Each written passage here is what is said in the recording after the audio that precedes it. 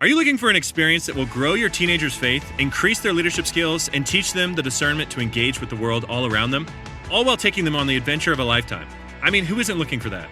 If your teenager loves fun, adventure, and wants to grow in their faith and leadership this summer, then send them to Excel's Summer Leadership Camp. Excel's Summer Leadership Camp is a 12-day experience for passionate young leaders looking to discover God's truth, to discern wisely, and live wholeheartedly. Your teenager will embark on a transformative journey in the Blue Ridge Mountains, where they'll build lasting friendships in the context of community, embark on thrilling adventures like camping, rock climbing, whitewater rafting, and they will receive expert training and certifications in categories like CPR and wilderness first aid. Each aspect of the camp is woven together to help them learn to discover truth, to discern wisely, and take godly action in the context of real-life situations. To learn more or begin an application, go to theexcelcamp.org. That's theexcelcamp.org. Hurry, because summer is just around the corner.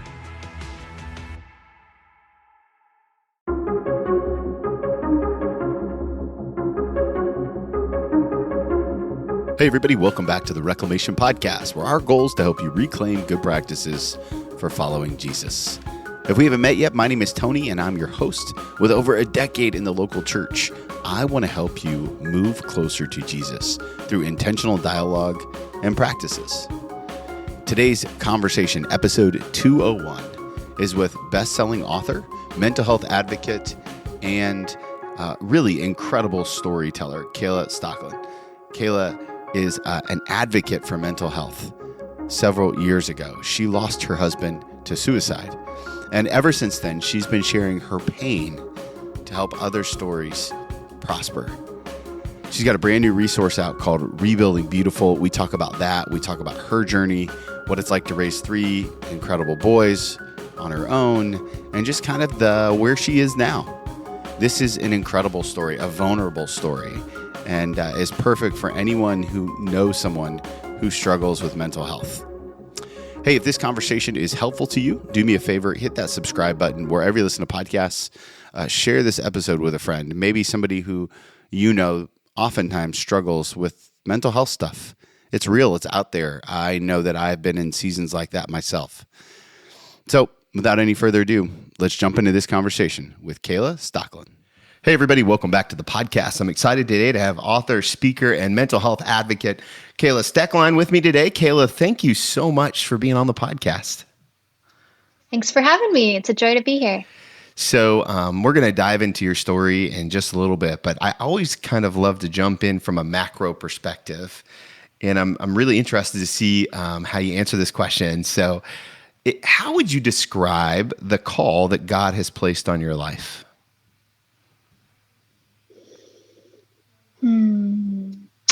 Surprising, overwhelming, beautiful.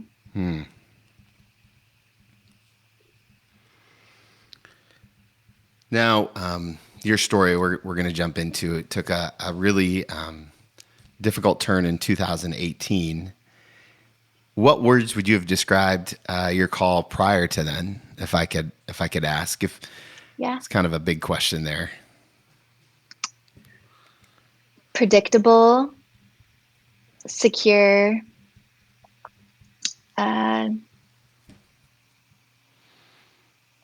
good. I love the connection, good and beautiful and surprising and predictable. And so maybe the next best thing to do is, could you share a little bit of your story and kind of what you've been through, what you went through in 2018, and kind of just this journey that you've been on, and you know, kind of bring our podcast family kind of into your family a little bit as you so vulnerably share all that God has done in you over the last couple of years. Yeah.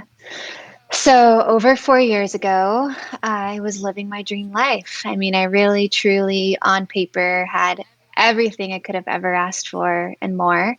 Was married to my dream guy. We were doing ministry together at a church in Chino, California, Southern California. He had grown up in the church. His parents had started it when he was 3, and he had taken over the church as the lead pastor in 2015 as his dad was dying from leukemia.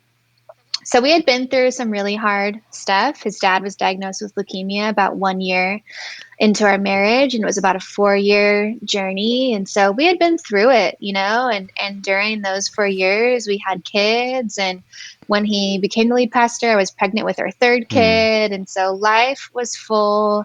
The Sundays just kept coming, is what Andrew, my husband, would always say. And it was meaningful and beautiful. And we were doing really meaningful work in the ministry. And I was just in awe of my husband. I mean, I would describe my identity at that time in my life was Andrew. I mean, I was just wrapped up in everything that he was. He was my whole world. His calling was my calling. And I felt super called just to serve him and serve our church and serve our little family, our 3 little boys, to the best of my ability. And so in that season of life, that's what I was doing. And in the fall of 2017, Andrew got sick. He started having panic attacks, really out of nowhere, these very debilitating panic attacks that were happening about 3 to 4 times a week. And, I think looking back, I think his body just had totally burnt Wow. out from running fast and running hard and stepping up and stretching himself thin and watching his dad die and grieving and never stopping and going and never pumping the brakes and never stopping. And so he started having these panic attacks. And at first, we didn't even think about all the things we'd gone through. We just thought, oh, maybe he has like a thyroid issue. Maybe this is like a small thing. We can just go to the doctor, get some medication, make the panic attacks go away. We can keep on going full steam ahead, like no big deal. And so he kept preaching on Sundays, kept having panic attacks. We were trying to get to the bottom of it. And so from about October to April, he was having these crazy panic attacks. Some of them were so bad, like minutes before he was supposed to be on stage, he was on the bathroom floor, in a full-blown panic attack. And so it was really hard and confusing and, asking God to heal him and feeling like God's not answering us. And then ultimately he has a massive panic attack where he lands in the hospital.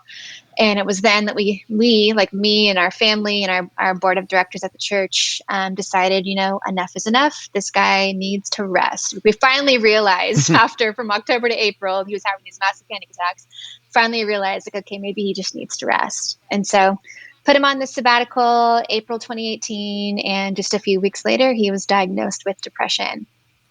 And I'll never forget sitting in that office and hearing those words, your husband has depression, and just being totally shocked. It was a part of our life that I just never saw coming and that I never expected. My husband was this invincible, strong, talented, super gifted man that in my eyes was just totally capable of doing anything he set his mind to. And so it was shocking. It felt like this depression had come out of nowhere. And so for me, it was shocking. For my husband, it was relieving because he was like, okay, we finally have some answers as to why I've been having all these panic attacks. Yeah. And so the doctors and him were super hopeful. They said he was on the low end of the depression spectrum with rest and medication and therapy.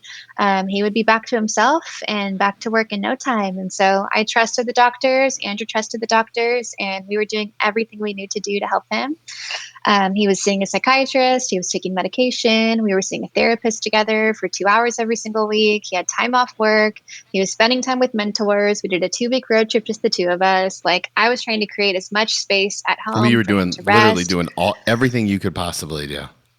Yeah, everything we knew, everything we knew to do. And we thought he was getting better, and the doctors thought he was getting better. And so in August of 2018, he was released to go back to work, and he hit the ground running and preached 2 powerful weekends on mental health. And at the time, even though it was just 4 years ago, not a lot of churches, not a lot of pastors were talking about mental health and depression and suicide and anxiety. So it was a really powerful few weekends, and people were double dipping for services. They were coming in the morning, coming back at night, bringing friends in tears, super grateful that he was tackling such a tough topic. And Andrew was being super vulnerable and talking about his own struggles and, gave out the suicide hotline number. I mean, out of anyone, he would have known where to turn for help. He had done all his research. He knew all the facts. He would have known where to go for help.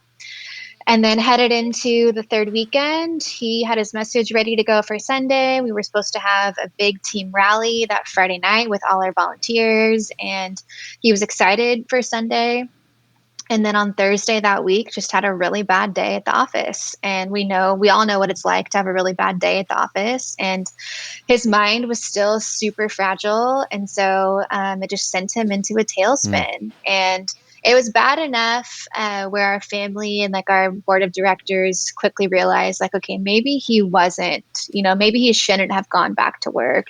Maybe he wasn't ready to go back to work. Maybe his mind is still a lot sicker than he was willing to admit or that we were able to see. And so the next day, while we were away from him for just a little bit, taking the next right steps, trying to check all our boxes, find a guest speaker for Sunday, figure out who's going to speak at the team rally that night, calling his doctors, trying to find, okay, we've tried all these other things. What else can we try? How else can we help him? Is there an inpatient facility? Like just trying to check all our boxes. And so we could go to him and say, hey, this is what we're doing. Yeah. You don't even have to think about it. We're not going to argue about it. This is what we're going to do to take care of you and help you. And so while we were away from him for just a little bit of time doing that, he attempted suicide. And it was an absolute blindside. Yeah. I mean, for me and our family and our church and the doctors, I mean, none of us saw it coming. And he was rushed to the hospital and they ran a bunch of tests. And unfortunately, there wasn't anything they could do to save him. And so on August 25th, 2018, he took his last breath, and with that, I took my first in this life that I never saw coming as a widow at 29 years old with 3 little boys who were 2, 4, and 5 years old. So it's been a whirlwind the last 4 years, and our story just spread like wildfire, and the response from Andrew's death and the way that God, so quickly began to redeem our story. It's just been a journey. And I know for a fact that hundreds of lives were saved, have been saved, continue to be saved through Andrew's death. And my willingness to share about it and write about it and talk about it, and just God's hand in all of it and God's grace in all of it, only through the grace of God that he can save people's lives through somebody's death. Like that just doesn't happen. So yeah, that's like the gist of our story and our life. And I wrote a book called Fear Gone Wild that came out in 2020. That's a memoir-ish book that kind of tells the story of our journey with Andrew from the very first panic attack through the suicide and a little bit of the grief journey after. And I wrote that in the very first year of grief. So it was very cathartic and healing just to sit and type and cry. And I was encouraged by other speakers and authors to write it while the pain was fresh, to reach the person that was sitting in pain. And so I'm so grateful that I did. And it's been really cool to see how God has used that to help other people. And I didn't want it just to be our story. I also wanted it to be like this practical resource. And so all throughout the book, there's practical tips and tools on what do we do with depression? What do we do when somebody tells us they're struggling with suicidal thoughts? What do we do about pain? How do we handle grief? What do we do about anxiety? What do we do about depression? So I wanted it to be helpful, and it's been really cool to see how it has been. And then I wrote another book called Rebuilding Beautiful that releases in just a couple of weeks, September 20th. And super excited about this book. Rebuilding Beautiful has kind of been my mantra for the last 4 years. It's what I feel like I'm doing every single day. I had this beautiful life with Andrew, and it's like that whole entire life died with him. And I was forced to start all over from scratch with 3 little kids. And so I'm still rebuilding. I don't think I'll ever arrive. I don't think I'll ever be finished. But it's been a really interesting, beautiful journey. And there's just been so many things I've learned along the way. And so those are all captured in that book, which is super exciting. I'm really excited about that. Yeah, that's so much. You've had an incredible 4 years, and I want to talk about Rebuilding Beautiful, but before I do that, I'm wondering if you can talk to the person who's listening right now, who has a loved one who is wrestling with depression, and I'm wondering if maybe you could give all of us just a word about like how to love them well when they don't feel like they can love themselves. And yes, I'll just stop there. I have a tendency to want to ask multiple questions because I so many thoughts, but let's just start there. I think the best thing you can do as a loved one, as a caretaker, for someone that's struggling with their mental health is to take care of yourself first.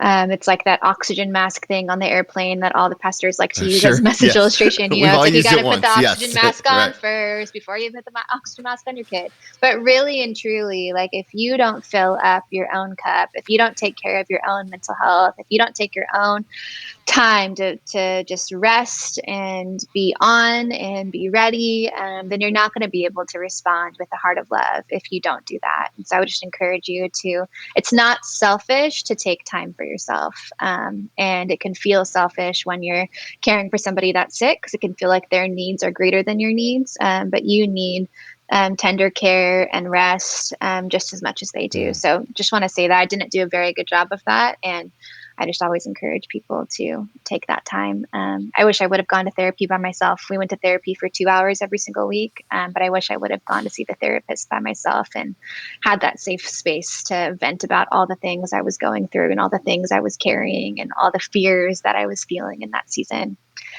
And then once you can take care of yourself and fill up your cup and take that time as much as you can to rest, and even if that's at 4 o'clock in the morning or if it's at night after the kids go to bed, then I think it's just being as present as possible. It's trying to lean in to moments that are uncomfortable. It's I think mental illness and depression has to be treated as a team. I don't think it's a one-on-one thing. I think it has to be a team. I think, and for us, that team included me and a few immediate family members and his psychiatrist and his doctor and our therapist, a couple of guys from the board of directors. Like it has to be treated as a team. I couldn't carry Andrew's depression on my own. I couldn't care for his needs on my own. I needed other people around us to help support him in his healing journey. And so maybe I hope that helps take some of the pressure off the people that are walking alongside somebody. You can't be everything that they need. And so, being willing to ask for help is huge. Being willing to take it seriously is also huge. The sooner the better. The sooner that you reach out for help, the better. There was one time that Andrew was brave enough to tell me that he was struggling with suicidal thoughts. And I'll never forget the conversation. We were up in the middle of the night. Actually, no, we were not. That's a different part of the story. It was the end of the day. The boys had just gone to bed. We're sitting at the kitchen counter. And I'm venting to Andrew. I'm exhausted. I'm stretched thin. I was not doing a good job of taking care of myself. And I'm like taking care of these 3 young boys who are home for the summer. Also trying to care for my husband, who is very unpredictable. I don't know which version of him I'm going to get coming out of the bedroom in the morning. And so sitting at the kitchen counter, I'm venting to him, like hoping that he can see me and hear me and love me and just like be there for me for a minute. And instead, he saw my vulnerability as an invitation for him to be vulnerable too. And so he opened up about how he was feeling and his own pain and told me that he had been up in the middle of the night before, and he had thought about killing himself. And I was so exhausted. I was so run dry that I totally just reacted. I couldn't respond. I just totally reacted out of my own emotion. And I said all the things you're not supposed to say to someone that's struggling with suicidal thoughts. I told him he was selfish. I told him he would never do that. I totally didn't validate any of his feelings. And I just like brushed it off as something that would never happen. And his response to me was, Kayla, that's not something that you say to someone that's struggling with suicidal thoughts. And he was right. It's not what you say to someone that's struggling with suicidal thoughts. And so I just want to encourage anyone that's listening, if you have a loved one that's battling with depression and they're telling you that they're struggling with suicidal thoughts or they have thoughts of harming themselves, you have to take it seriously. You can't shrug it off. You can't assume it's never going to happen. It's time to lean in. It's time to ask questions like, do you have a suicide plan?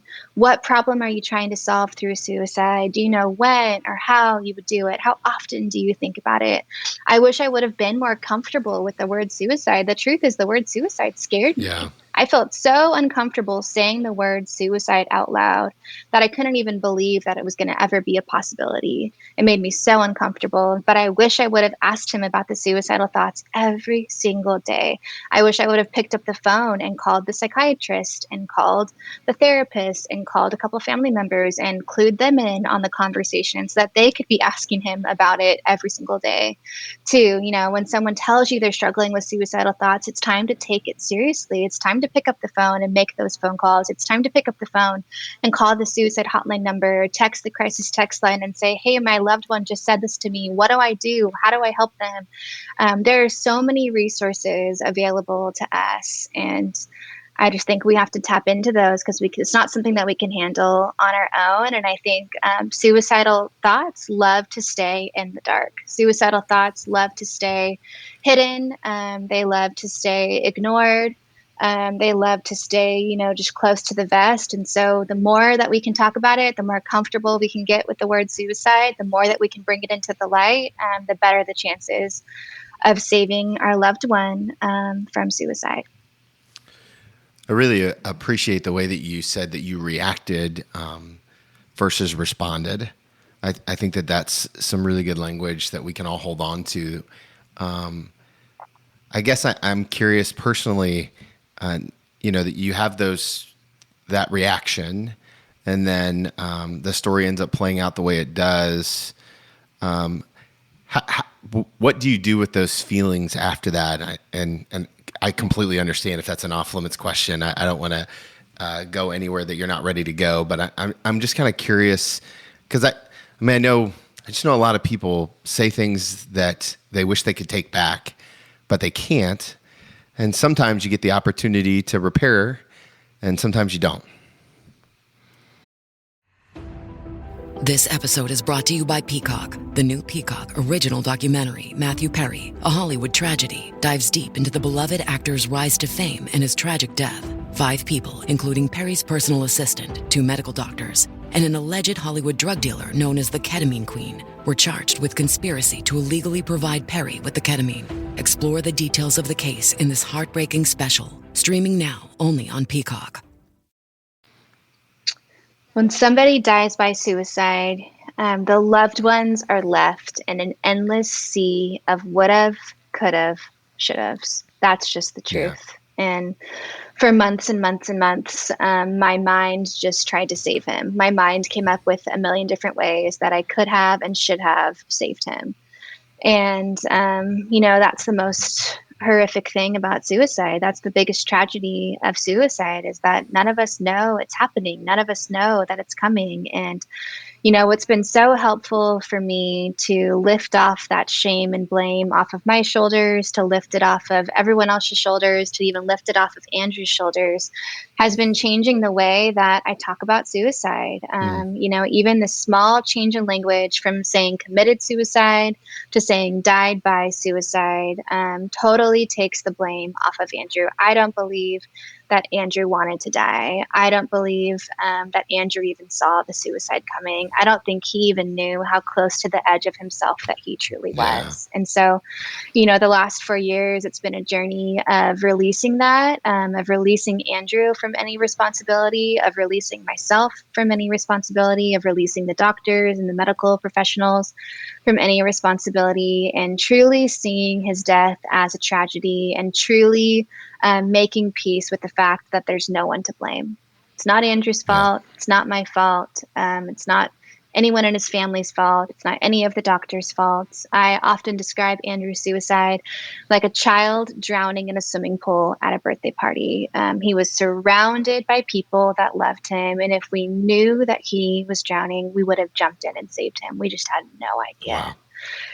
And he had no idea, I truly believe, too. And what was super helpful, too, is his psychiatrist told us after he passed away, even his medical team was shocked. His psychiatrist and his doctor was his psychiatrist's daughter. And she had lost her sister. So his psychiatrist had lost his daughter to suicide. So they were familiar with suicide. And they didn't see any of that in Andrew, so they were just as shocked as the rest of us. And I'll never forget his psychiatrist telling us that 90% of suicides are impulsive. Wow. 90% of suicides are impulsive.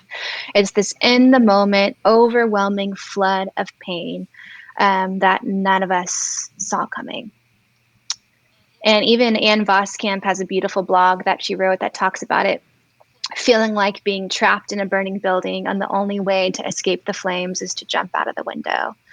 And so, a big part of how I've made peace with that too is just realizing that the only perspective that I have is my own perspective. I'll never be able to walk in anybody else's shoes but my own. And so I truly have no idea what it felt like for Andrew in those final moments of his life. And so who am I to judge or blame or place shame on him? I think for the healing journey and moving forward, and even the way that I talk about his death with my kids and the legacy of his life, to be able to help my kids have empathy and compassion for their dad, just like I have empathy and compassion for their dad, and to help them see that he fought so hard to stay and that he tried the best that he could to stay, and for them to truly feel that.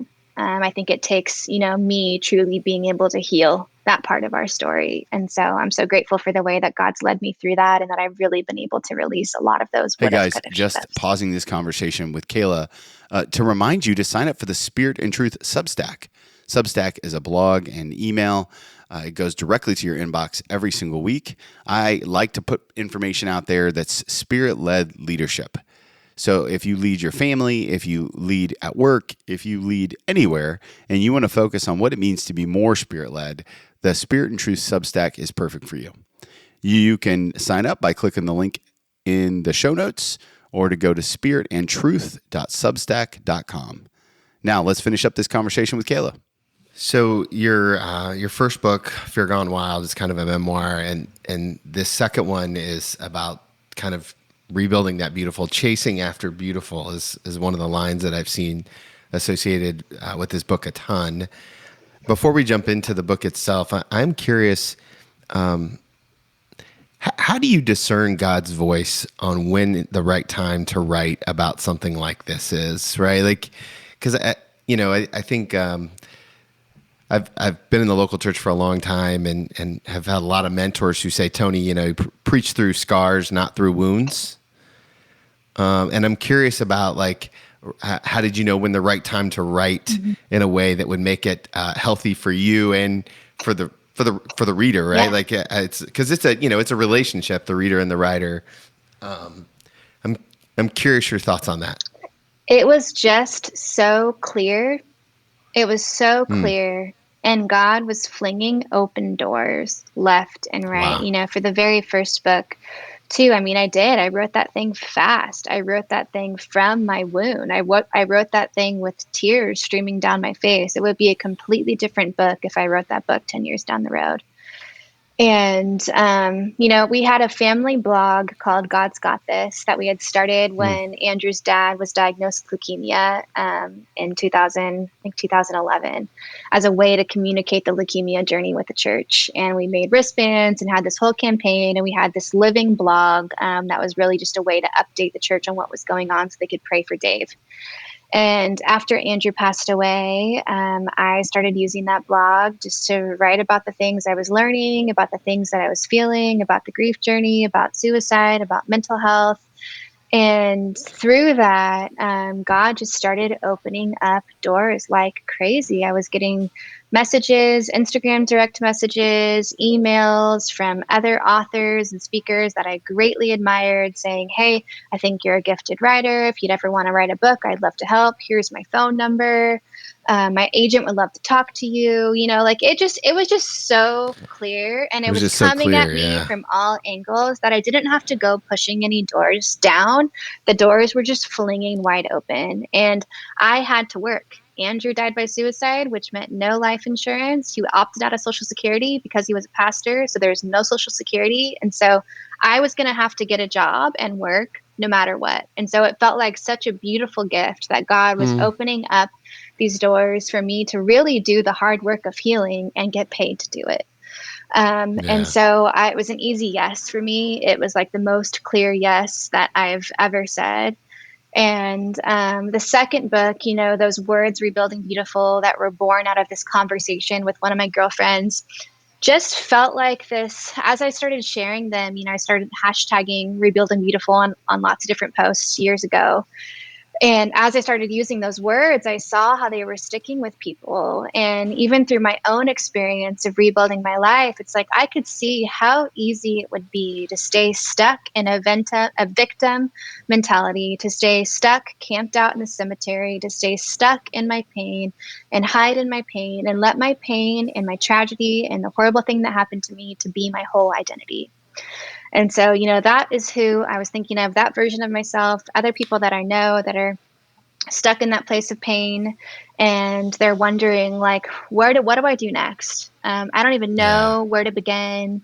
How do I even begin to dream new dreams? How do I even begin to welcome all that is? How do I even begin to dream about what could be? How do I even begin to heal my trauma and my wounds? And I feel like through writing that first book so quickly, I feel like I've been on the fast forward track of healing. I feel like God just took me on the fast forward track of healing. And I've learned so much in the last 4 years because I've been willing to show up and do the hard work, because I've been willing to show up and sit at my computer and feel everything I need to feel in order to find the words I needed to find to write these last 2 books. Because I've been willing to say yes to the horrible, terrifying, things that you have to go through when you're embracing your pain, try like having to go sit in a therapist office for an hour every single week and talking about your feelings and talking about your fears and talking about your horrible pain.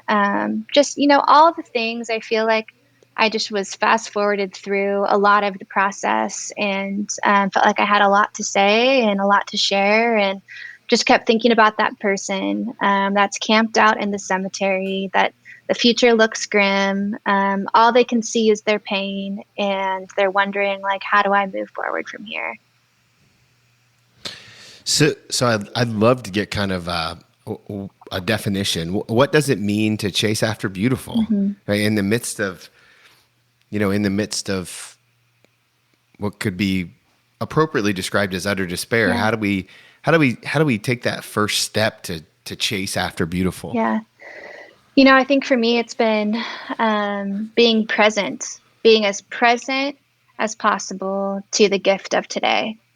And, losing Andrew, who's only 30 years old when he passed away. So losing him at such a young age just taught me so quickly, woke me up to the fact that like nothing is for granted. Life is such a precious, precious gift. And so it totally awakened this gratitude in me for just the gift of today, for the little gifts that I have around me. This morning I was in my kitchen and I literally said out loud, like, God, thank you for this house. Thank you for the food in my pantry. Thank you that I have running water. Thank you for the beautiful work that you've set before me. Thank you that my boys are healthy and they're at school. It's like there are so many things, hundreds of things to be grateful for in every moment of every day. And in my healing journey the last 4 years, just an awareness of that gratitude and awareness of the gifts that are right in front of me. And it doesn't mean that I am ignoring the pain, that I'm not embracing the pain. I think I've learned the last 4 years that pain and joy can coexist. And it's like this duality that I didn't even know was possible, that I could be in so much pain and so sad. And it's like I carry around with me every single day this just like, I can't believe that this is really my life. Just like this guttural in my soul, like this, like I miss Andrew so much. And I'm so sad every single day that he's not here. And I'm watching my boys grow up without their dad, and I can't take away their pain. And for 2 of my boys, now it's been more than half their life without their dad.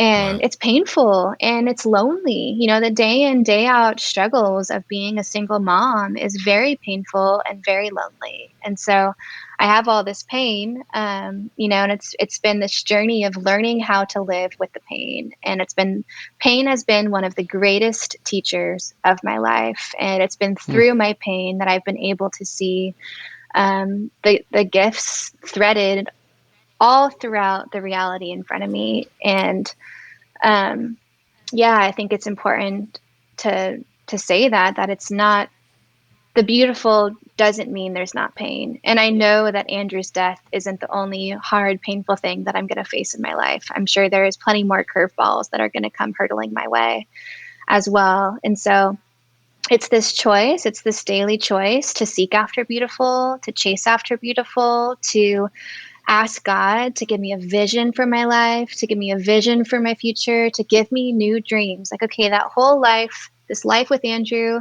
that I knew where I was going. I could have told you what 30 years down the road I thought our life was going to look like, to let go, to welcome what is, and to let go of what was, and to fully embrace the reality set before me, and to dare to dream again about a new kind of beautiful life. And so I feel like the last 4 years, that's what I've been doing. It's this dreaming of okay, like Andrew died and that's no longer my life. So what is my life going to look like here? And being willing to take those big leaps to create a new, completely different version of beautiful. And for us, that took moving. We moved 2 years ago.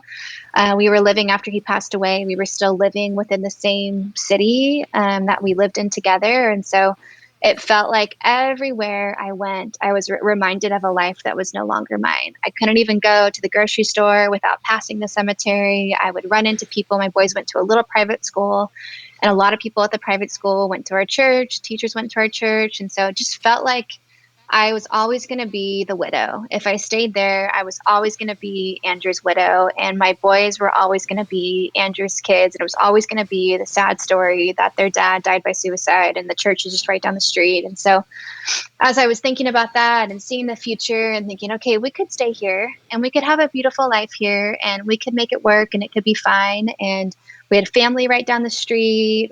We had a great school my boys were going to, they would have gone to through high school. But I felt this deep desire in my heart that we needed a fresh start. I felt this deep desire that we had to go. And it was really 2020 that, I really was the opportunity to go, because my boys were already pulled out of school. Everything was already up in the air. And it was like, this is my chance to totally change our life. And so we moved, and it has been the best decision that I could have made for my family. I gave me and my boys back the power of our story. Our story is no longer being told for us. We get to choose when we want to tell our story, who we want to tell our story to. We get to totally reshape our story, rebuild our story. My boys have made a ton of new friends. I've made a ton of new friends, and we live very close to the ocean. And so we're just doing life outside in God's creation. Every single day, I'm just in awe that I get to live here. It's just such a wonderful, incredible gift that I get to raise my boys so close to the ocean. And it has been such a healing place for me just to go walk along the sea. And so the beautiful part is so many things. And it's usually really scary to chase after those things. The choice to move for me was terrifying. I was leaving security. I was leaving a house that was paid off. I was leaving family. I was leaving a great school. But the risk has been so worth the reward. And, I'm so grateful for all the lessons. We bought this little house by the ocean, and it was a complete fixer-upper. Termites had eaten the floor. The underneath the sink in the kitchen was moldy. The shower's leaking, and the outside stucco is crumbling apart. The front yard's dirt. Just this house that needed so much love. And the last 2 years, me and my boys have been fixing it up together. And there's been so many just hidden gifts, even in kicking down walls and ripping out floor and ripping out tile and sitting in those spaces and staring at the 2x4s surrounding me and sitting on the wood subfloor. My boys are drawing on the wood subfloor, and just this perspective of oh my gosh, to rebuild our life, it's this stripping away. It's this stripping down to the bare bones. I mean, it's this raw, naked, vulnerable feeling when you go through really intense pain.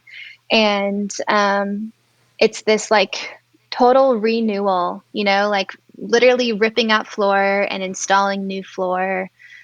and seeing the transformation of all of it has been such a gift to me in this season, because that's what we're doing. We're rebuilding our life while we're rebuilding our house, and there's just so many hidden metaphors twisted and tangled in all of it, and it's made me try new things and that I've never would have tried before. It's made me pick up power tools and hammers and just all kinds of things that I would have never had the guts to try before. And so I think part of the Rebuilding Beautiful journey is a willingness to try. It's a willingness to put ourselves out there and knowing we might fail, but knowing that it's worth it to show up and try, because we only get one shot at life. And I think Andrew's death totally just taught me that too. It's like, we only get one shot at this life. I only get one shot at raising my boys until they're all grown up and they're men and they're heading off and making their own way in the world. Like, we only get one shot. So to live fully awake, to chase after beautiful, I really enjoyed every opportunity that we can, and to just be so grateful for the gifts that are in front of us. It's so many things. I love it. I actually really enjoyed checking out your Instagram with all the construction photos, and you have such wise words around the photos. You should go check her out on Instagram just for the captions alone. I'm curious about your relationship with God through all of it. I would imagine roller coaster doesn't quite describe it. How do you articulate what your walk with the Lord's been like the last 4 years? Because I was a pastor's wife, I felt like I had to have all the answers. It's like I had God in this tiny box, and I thought I knew everything there was to know about Christianity and Jesus and the Bible. And like, I just had this tight little bow on this little box of God. And it's like Andrew died, and that was just burst wide open, and it's just totally expanded my view of God. And it's like, now the posture that I have isn't a posture of like having all the answers or feeling like I have to have all the answers. It's this posture of, you know what, I actually don't know anything. It's actually all a mystery. I actually like the posture that I hold towards my faith, towards God now. It's just this posture of like awe and surrender, and just like so just this like open hands, not clinging to anything, and just in awe of the mystery of faith, in awe of God's grace in it all, in awe of the life that I used to have and the life that I'm living now, in awe of the way that God's carried us through, in awe of the strength that He's given me every single day to be able to survive the last 4 years. In awe of the courage that He's given me and my boys to face every day without Andrew. It's like so much of our journey has been supernatural. So much of our journey, I wouldn't be in the place that I am today without God, without my faith, without the power of the Holy Spirit. Like, it's just been this journey of complete surrender when you don't know, what the next day is going to look like, when you're on your face, on the floor, unsure how you're going to live with the pain for another day. It's like a complete surrender of like, God, I literally can't do this without you. I literally can't get up tomorrow and survive another day with this really intense pain and these 3 little boys that are super demanding without you. I need your supernatural intervention. I need your supernatural strength, your supernatural peace, your supernatural love to pour out of me, because I can't do this on my own. And so it's been this complete and utter surrender and dependence on God like never before. And He's just shown up in every possible way. It wasn't just the book that He placed in my lap. It was so many little miracles that happened along the way that brought us to the place we are today. And I just get to sit back in awe of the mystery of it all. And like, God is so good. And that verse, the Lord is close to the brokenhearted and comforts those who are crushed in spirit, is just so true. He's been so close. He's been so good. He's carried us through all of it. And I'll never understand why He allowed Andrew's death to be filtered through His hands. I'll never understand why He allowed suicide, why He allowed depression. But I trust Him. And He's been so good, and He hasn't left us, and He hasn't abandoned us. And He's really carried us through and opened door after door after door after door for our healing. That's beautifully said. I have two more questions for you. The first one, I was wondering if you might just give a word. There's a lot of people who are listening who go to church, and they're looking at their pastor, and they have no idea of how hard or tough it's been, especially with COVID. And I mean, I'm sure you've heard all the stories in your line of work. Could you, if you were to give a message to a church congregation about how to care for their pastor, I'm wondering if you might share a few words there. I think the biggest thing is just remembering your pastor is human.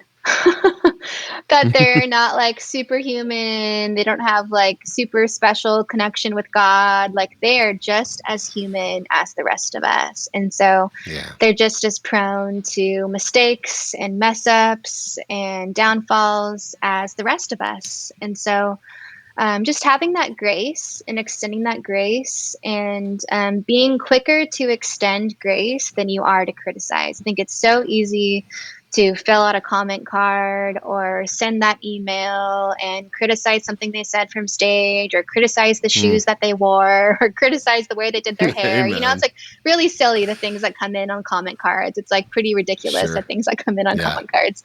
But being quicker to extend grace and to remember that your pastor is a human being, which means they're totally not going to get it right 100% of the time, just like we're not going to get it right 100% of the time.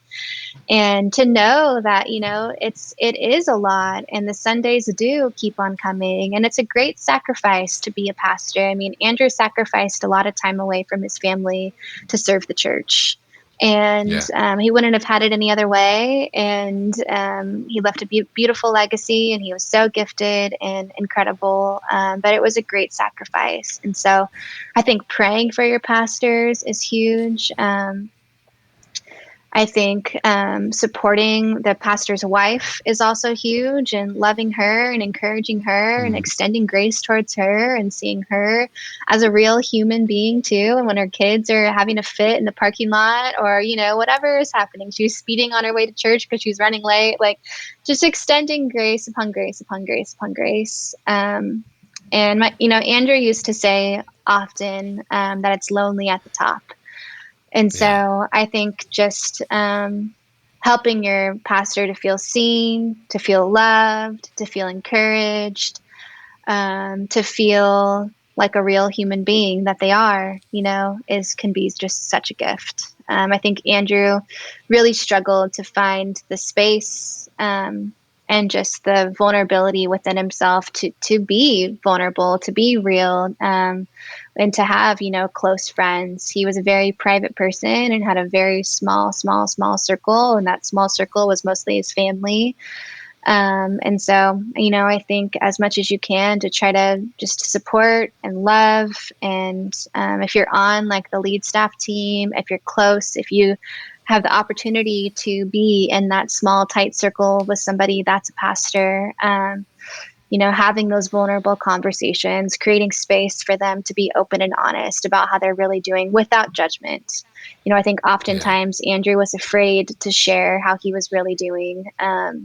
We had a small group that he had formed, on his own. And I think sometimes he was afraid to share how he was really doing because he didn't want to show vulnerability. He didn't want people to think he didn't have it all together, because he felt this pressure. If I'm the lead pastor of this church, that means I have to have it all together. And so if you're a lead pastor and you're listening, I just want to encourage you, you don't have to have it all together. Actually, we want you to not have it all together, because that means that you're just as human as the rest of us. It's like, Amen. We're all broken. We're all broken. We all fall short. We all mess up. We all make mistakes. So I think it just goes back to grace upon grace upon grace upon grace. Yeah, I love that. Love that. Okay, I have one more question for you, but before I ask it, I know my followers and friends are going to want to follow you on the internet. Where's the best place to learn about all things Kayla? Yeah. And what you're doing there? I'm the most active on Instagram, and my Instagram handle is Kayla Steck. My website's kaylastoecklein.com, and we can connect that way too. And we'll link to all that in the show notes, of course. Okay, last question I always love to ask people. It's an advice question. I'm going to ask you to go back to a specific moment in your life and give you one piece of advice, knowing everything that you know now. And I'd like to take you back to the day after your wedding day. If you could pull up a chair in front of that younger version of you and look at yourself, sit knee to knee and look deep into your eyes, what's the one piece of advice you're giving that young woman?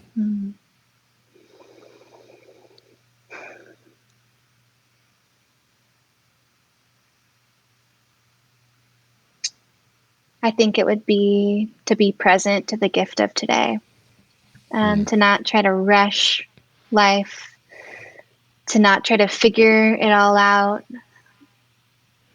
to not put so much pressure on yourself.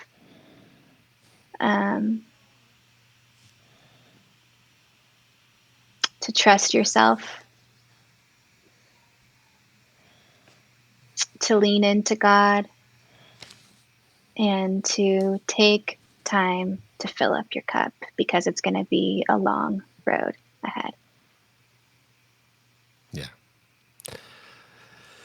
That's so good. Thank you.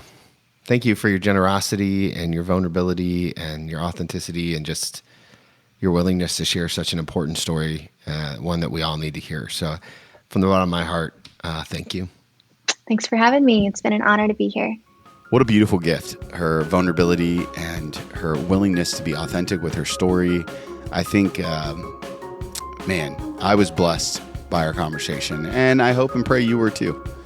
I also really hope that if you know someone out there who needs some help, that you're courageous enough in walking with them in that journey. It doesn't always turn out the way we want to, but it's important for us to show up and be present.